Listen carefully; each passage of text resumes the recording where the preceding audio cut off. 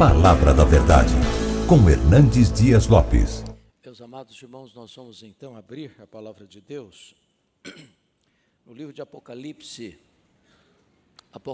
capítulo 9, versos de 1 a 11. Apocalipse 9, versos de 1 a 11. Lido o texto, por favor, mantenha a sua Bíblia aberta comigo nesta passagem. A quinta trombeta. O quinto anjo tocou a trombeta e vi uma estrela caída do céu na terra.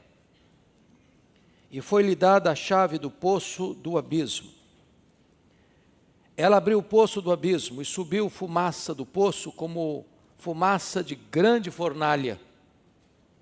E com a fumaceira saída do poço escureceu-se o sol e o ar. Também da fumaça saíram gafanhotos para a terra. E foi-lhes dado poder como que tem os escorpiões da terra. E foi-lhes dito que não causassem dano à erva da terra, nem a qualquer coisa verde, nem a árvore alguma. Então somente os homens que não têm o selo de Deus sobre a fronte. Foi-lhes também dado, não que os matassem, e sim que os atormentassem durante 5 meses. E o seu tormento era como o tormento de escorpião, quando fere alguém. Naqueles dias os homens buscarão a morte e não a acharão. Também terão um ardente desejo de morrer, mas a morte fugirá deles. O aspecto dos gafanhotos era semelhante a cavalos preparados para a peleja. Na sua cabeça havia como que coroas, parecendo de ouro, e o seu rosto como o rosto de homem. Tinham também cabelos, como cabelos de mulher, os seus dentes como dentes de leão. Tinham couraça como couraças de ferro. O barulho que suas asas faziam era como o barulho de carros, de muitos cavalos, quando correm a peleja. Tinham ainda cauda como escorpiões e ferrão. Na cauda tinham poder para causar dano aos homens por 5 meses. E tinham sobre eles, como seu rei, o anjo do abismo, cujo nome em hebraico é Abaddon e em grego Apolion. Eu quero conversar um pouco com os irmãos hoje sobre um tema um pouco intrigante, uma invasão extraterrestre. Esse texto está falando das trombetas. Vocês se lembram que quando João sobe ao céu, nesta visão que lhe foi dada, ele vê alguém assentado no trono, ele vê na mão daquele que está assentado no trono um livro, de todo selado, por 7 selos por dentro e por fora. E foi feita uma pergunta: quem é digno de abrir o livro e desatar os seus selos? E a pesquisa é feita no céu, na terra e debaixo da terra. E ninguém foi encontrado digno. O resultado é que João chora profusamente, porque ninguém foi encontrado digno nem de abrir, nem de olhar para o livro. Quando o ancião lhe diz: não chores, eis que o leão da tribo de Judá, a raiz de Davi, venceu para abrir o livro e desatar os seus selos. Então no capítulo 4, no capítulo 5, nós temos o chamado oratório da criação e o oratório da redenção. E desta maneira vamos encontrar então agora a abertura dos selos, dos 7 selos. E os selos retratam a perseguição da igreja, do mundo à igreja. Perseguições horríveis, situações dramáticas. E em seguida, dos capítulos 8 a 11, encontramos as 7 trombetas. As trombetas são o juízo parcial de Deus a um mundo que persegue a igreja. Parcial porque ainda o juízo de Deus vem misturado com a sua misericórdia. São alertas de Deus, trazendo ao homem ainda a oportunidade de arrependimento. E quando as trombetas tocam, elas alcançam os mares, os rios, a terra, os astros, agora atinge os homens. E então está escrito que o quinto anjo tocou a trombeta e viu uma estrela caída do céu na terra. Notem que João não vê a estrela caindo. Ele vê a estrela caída. Essa estrela caída é uma representação do diabo, de Satanás, do Abaddon, do Apolion, desse espírito que governa esses seres malignos que sobem do abismo para causar grande tormento aos homens. João já nos informa que este inimigo, chamado de Abaddon, de Apolion, de estrela caída, é um ser já caído, vencido, derrotado, mas ainda em atividade. Observem que foi-lhe dada a chave do poço do abismo. Ele não tem a chave. Quem tem as chaves da morte e do inferno não é o diabo, é Jesus Cristo, é o Filho de Deus, é o nosso Senhor. Mas esta chave lhe é dada. Ele é uma estrela caída e ele não tem as chaves. Ele não tem a chave, essa chave lhe é dada. É claro que o texto está em linguagem pictórica. Não podemos literalizar as figuras aqui, porque criaríamos um ser muito estranho. Porque são gafanhotos, que viram escorpiões, que têm cabeças de cavalo, que têm coroa na cabeça, que têm rosto de homem, que têm cabelo de mulher, que têm dente de leão, que têm couraça de ferro. Portanto, é uma linguagem figurada para representar uma realidade espiritual. E o texto vai nos informar, no versículo 2, que essa estrela caída abriu o poço do abismo e subiu fumaça do poço como fumaça de grande fornalha, e como a fumaceira saída do poço escureceu-se o sol e o ar. Portanto, esses seres malignos que saem do abismo são espíritos de trevas, que poluem o ar, as mentes, os conceitos, os valores. E nessa fumaceira não se enxerga direito, não se tem clareza das coisas.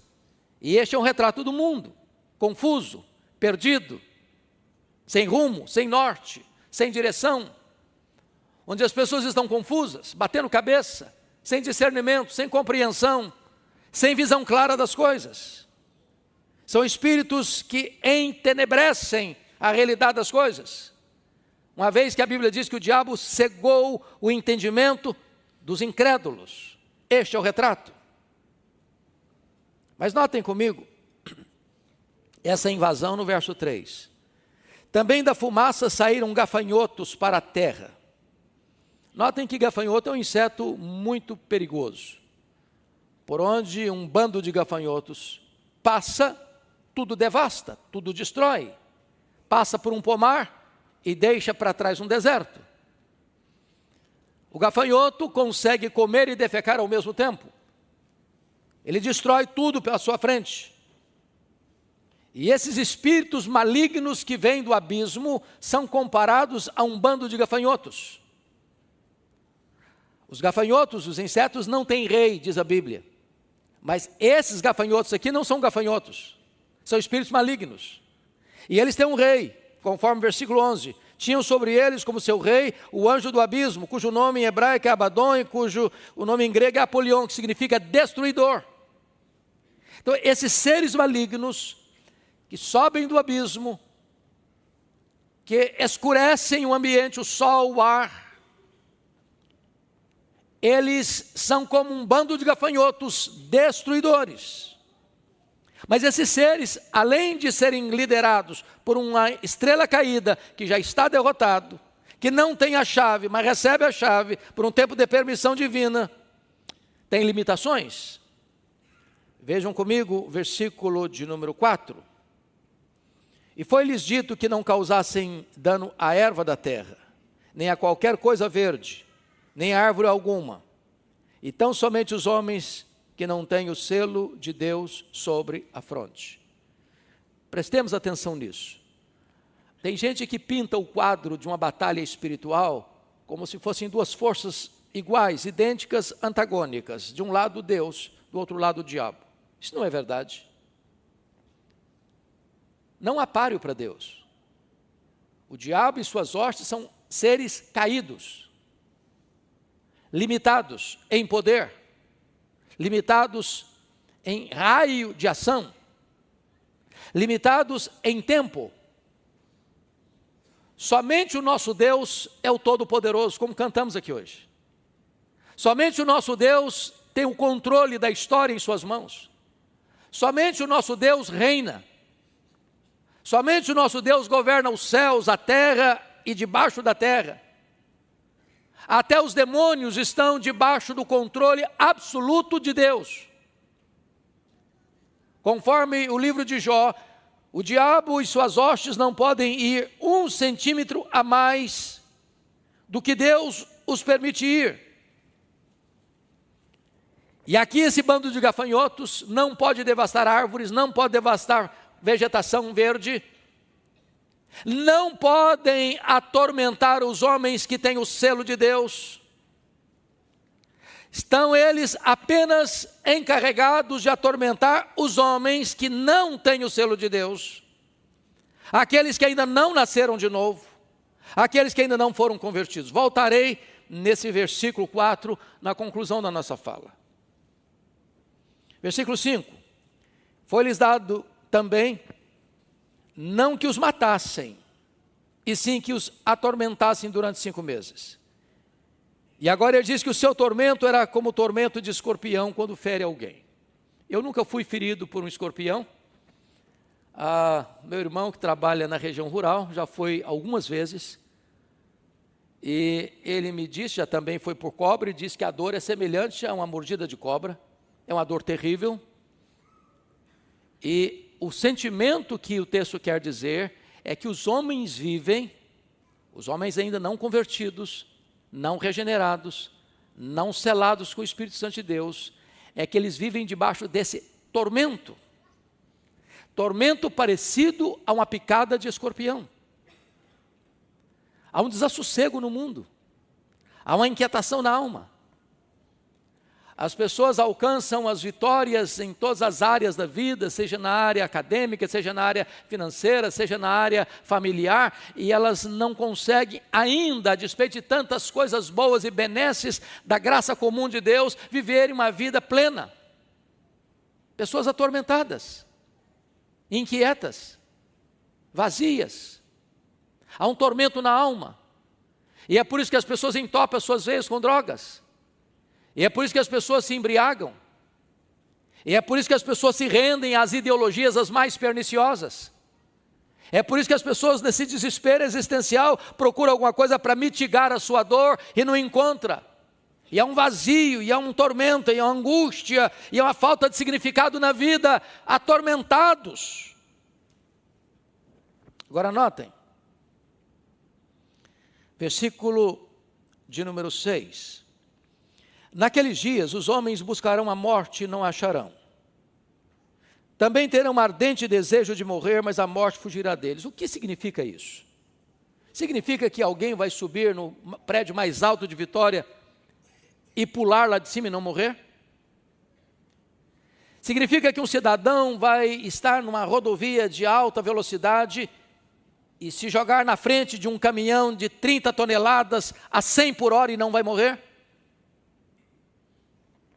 Significa que a pessoa vai se dependurar numa corda e não vai morrer?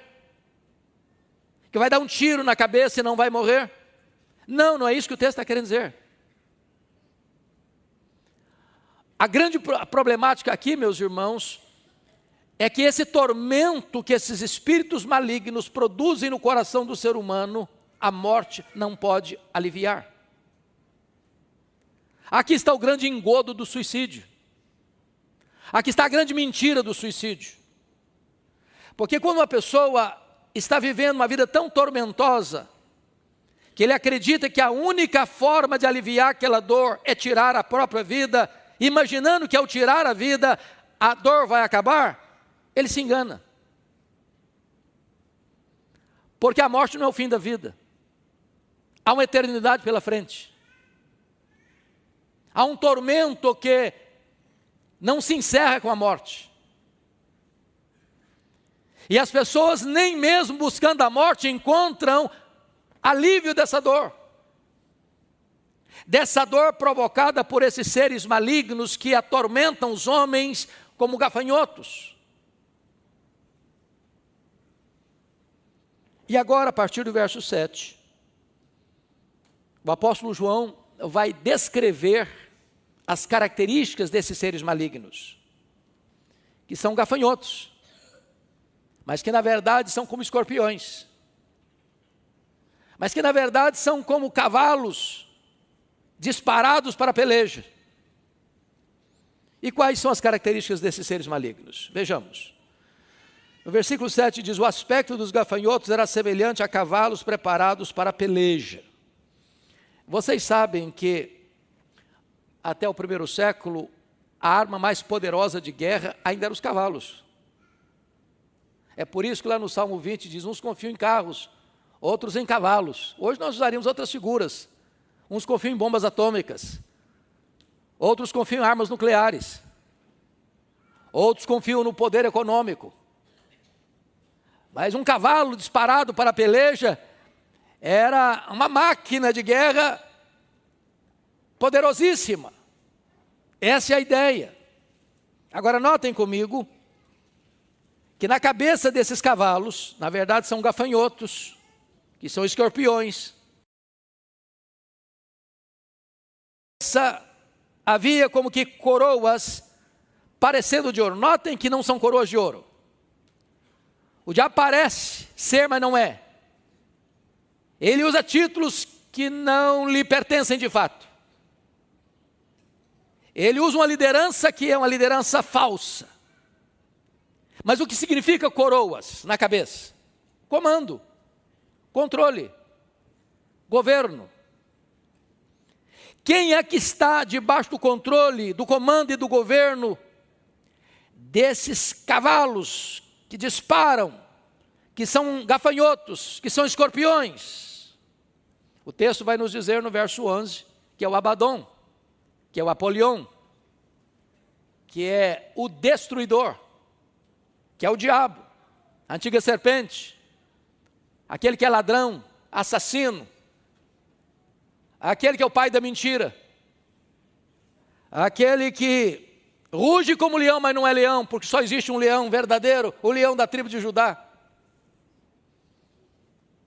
Então, ele tem comando sobre esses espíritos malignos, porque foi lhe dado a chave do poço do abismo. Agora notem mais comigo. Versículo 7 diz que o seu rosto era como o rosto de homem. E o que significa isso? Significa que esses seres malignos têm inteligência. E é por isso que a Bíblia nos ordena a tomarmos todo o cuidado, vigiarmos, porque existe as ciladas do diabo. E a palavra cilada na língua grega traz a ideia de métodos, de estratagemas. Em outras palavras, não tenha dúvida que depois de Deus, ninguém investiga mais a sua vida do que esses seres malignos. Eles espreitam você. Eles conhecem os seus pontos fortes, seus pontos fracos, os flancos, as aberturas que você dá, as brechas que você dá na sua armadura. As táticas são diferentes para pessoas diferentes, em ocasiões diferentes, em situações diferentes. Quem já assistiu o filme O Advogado do Diabo se lembra bem dessa cena. Quando às vezes você acha que você está dominando uma área, não, agora eu vou mudar a minha postura, agora eu vou mudar a minha atitude, agora eu não vou mais agir como eu agia antes, e daqui a pouquinho você se orgulha das suas virtudes, e abre uma brecha para o diabo entrar, novamente. Tem rosto de homem, tem inteligência, e temos que nos acautelar sobre isso. Notem comigo, por favor, versículo: como cabelos de mulher. E o que significa isso? Esse texto reporta os cultos pagãos, onde se misturava nesses cultos pagãos, cultos cananeus, religiosidade com depravação sexual. Existiam as chamadas prostitutas cultuais. E nesses cultos eram verdadeiros bacanais, onde as mulheres, com toda a sensualidade, há uma vida promíscua. Quando o texto diz que tinha rosto de homem, cabeça de mulher, significa que esses espíritos vêm para produzir uma sociedade sexualizada no sentido negativo do termo. Uma sociedade pansexual. Uma sociedade que coisifica aquilo que Deus criou como santo. Uma sociedade completamente depravada sexualmente. Arruinada sexualmente. E nós estamos vivendo esse tempo, onde parece-nos que a sexualidade humana foi invertida. O certo é errado, o errado é o certo. Orgulha-se do que deveria ter vergonha, envergonha-se daquilo que deveria ter orgulho. E não nos equivoquemos, essa sociedade está fortemente influenciada por esses espíritos malignos que induzem os homens a toda sorte de promiscuidade sexual. Mas o verso 8 ainda prossegue. Os seus dentes são como dentes de leão. E o que significa isso? Olha que a figura fica estranha. São gafanhotos, que viram escorpiões, que tem cabeça de cavalo, que tem rosto de homem, tem cabelo de mulher, que tem dente de leão. E você que conhece a questão do mundo animal, mundo selvagem, o leão é considerado o rei das selvas. E via de regra, se você já viu, e sei que todos já viram, esses canais dos animais, os predadores, quando ele salta em cima de uma presa, via de regra, essa presa tem muita dificuldade de escapar. E ela vai pegar o quê? No jugular. E vai sufocar. E dessa maneira tira a respiração da presa, tira a força da presa e a devora. Dentes de leão significa que esses demônios são seres devastadores, assassinos. Porque este é o diabo que vem roubar, matar, destruir. Ele é assassino, ele é destruidor, ele é Abaddon, ele é Apolion. E não é esse o espírito do nosso tempo? Onde você tem medo de sair à rua, de sequestro, de assalto, de bala perdida. Não é essa a violência urbana? Derramamento de sangue em plena luz do dia. Pessoas que tiram a vida do próximo por coisas banais, como um telefone celular velho, um par de tênis. Para não dizer das guerras sangrentas, devastadoras, que ameaçam o nosso planeta, inspirados por os seres malignos, que são destruidores, têm dentes como de leão. Mas vejamos, por favor, o verso 9. Tinha couraça como couraça de ferro. O que significa isso? Significa que esses seres malignos, meus irmãos, não podem ser enfrentados com armas convencionais. É por isso que o apóstolo Paulo diz que as nossas armas não podem ser carnais, precisam ser armas poderosas em Deus, para destruir fortalezas e anular sofismas. É por isso que o apóstolo Paulo diz que nós precisamos de ser revestidos com o poder de Deus e usarmos toda a armadura de Deus. Não dá para você enfrentar esse inimigo de cara limpa. Há pouco tempo, pastor, eu escutei uma pessoa dizer alguma coisa até, se não fosse trágico, até engraçada. Ele diz assim: o senhor está muito enganado. O diabo não chega nem perto da minha casa. Ele passa longe da minha igreja. Equívoco. Equívoco. O Senhor Jesus, contando a parábola do semeador, diz que parte da semente caiu à beira do caminho. Os homens pisaram. As aves dos céus vieram e comeram. E quando Jesus interpreta, quando a palavra de Deus está sendo proclamada, como está sendo aqui hoje, O inimigo entra para colher essa semente, para arrebatar essa semente, para tirar essa semente, para você não ouvir. Você escuta, mas não entende. Ou você ouve, mas isso não entra no seu coração. Lá em Zacarias capítulo 3 diz que o sumo sacerdote estava no altar de Deus. E Satanás estava ali do lado direito dele para se lhe opor. Então preste atenção que essa batalha é real. E nós não podemos enfrentá-la com bravatas humanas, nem com armas humanas. Precisamos ser revestidos com o poder de Deus e usarmos toda a armadura de Deus.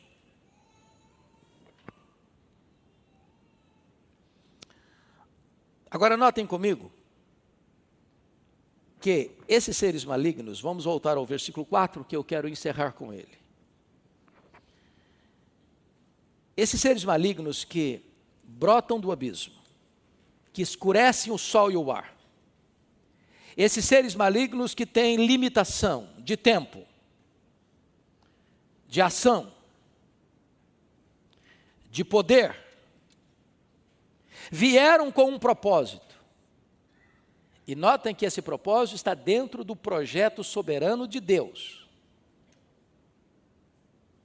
O diabo não age fora do controle do Todo-Poderoso Deus. Quem abre os selos é Jesus. Quem aciona as trombetas é Jesus. Quem vai mandar tocar, acionar as taças da ira, que agora é a ira completa de Deus, é o grande juízo final, é Deus. Quem vai derrotar o quarteto do mal, o diabo, o anticristo, o falso profeta e a grande Babilônia, é o Senhor. Não estamos falando de um universo, irmãos, onde Deus está perdido, esfregando as mãos no céu, ansioso, com medo, sem saber o que está acontecendo. Não, nós servimos ao Deus soberano, Criador, mantenedor da vida, Senhor do universo, que está sentado no trono e controla a história, a igreja, a sua vida, a minha vida, a nossa vida. É esse Deus soberano que servimos. Agora, prestemos atenção. As trombetas são o juízo parcial de Deus para que os homens ainda tenham tempo de se voltar para Deus. Às vezes nós interpretamos os fatos de uma maneira tão equivocada, quando você vê um terremoto, quando você vê um tsunami, quando você vê fenômenos nos astros ou nos rios, e achamos que a natureza está furiosa. Achamos que a natureza age por si mesma. E interpretamos assim. Mas quando você vai fazer uma análise teológica dos fatos,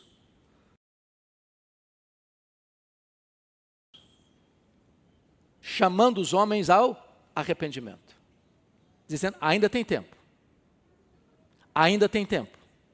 Deus não tem prazer na morte do ímpio, mas em que o ímpio se converta e viva. Porque a vez de morrer, ó casa de Israel, Deus nos dá ainda oportunidade de nos voltarmos para Ele, enquanto Ele está perto, enquanto podemos invocá-lo e achá-lo. Agora notem,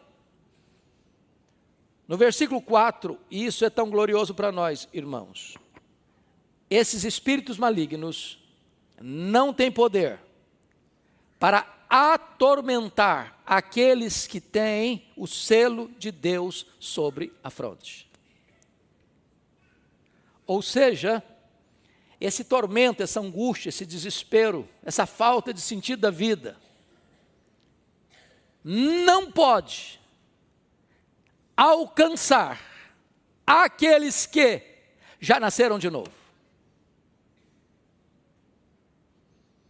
A nossa salvação está absolutamente assegurada por Deus.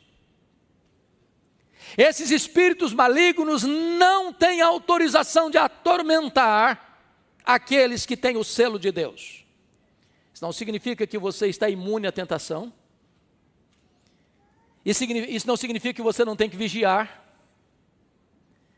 Isso não significa que você não tem que santificar a sua vida. o que o texto está querendo nos dizer é que Deus separou um povo para si. E Deus salvou esse povo. E Deus selou esse povo.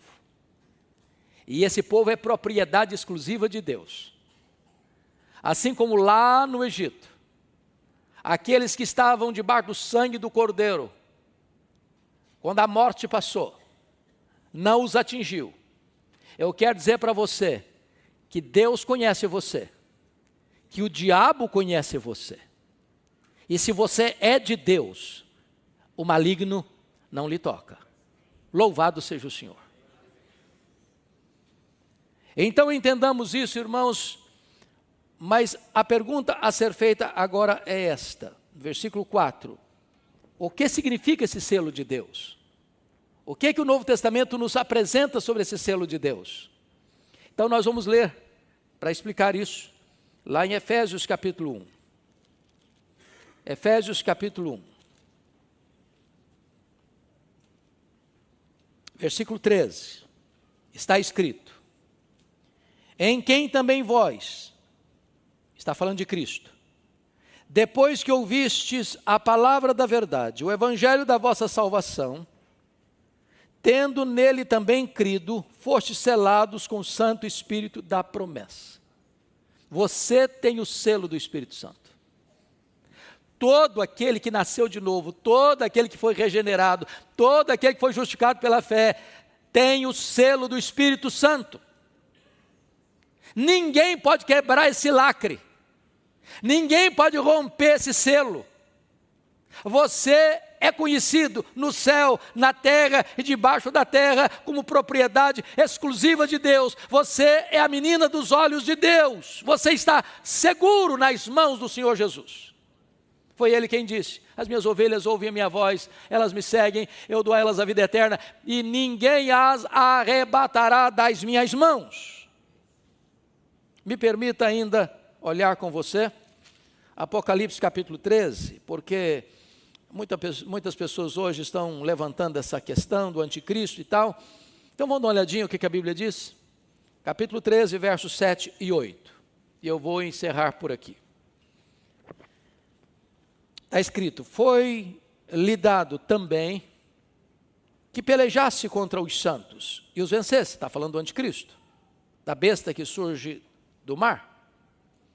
Deu-se-lhe ainda autoridade sobre cada tribo, povo, língua e nação. E adorá-la-ão, ou seja, a besta, ou seja, o anticristo, adorá-la-ão todos os que habitam sobre a terra. Agora preste atenção. Aqueles cujos nomes não foram escritos no livro da vida do Cordeiro, que foi morto desde a fundação do mundo.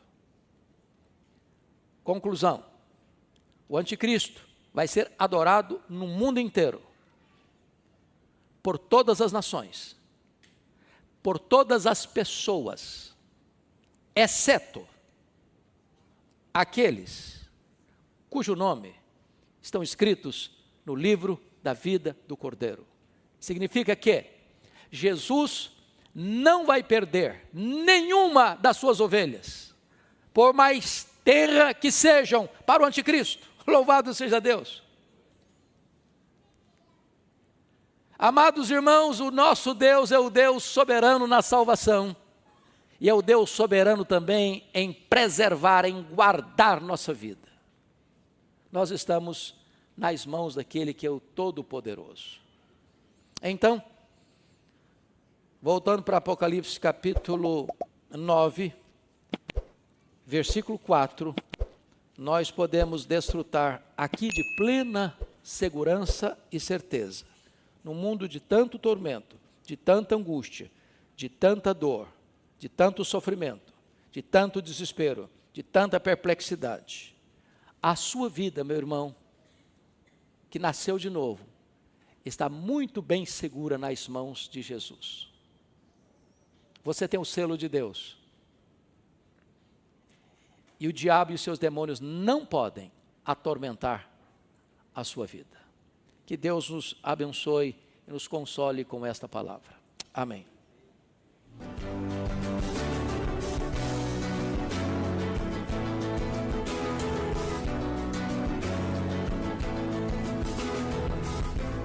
Palavra da Verdade, com Hernandes Dias Lopes.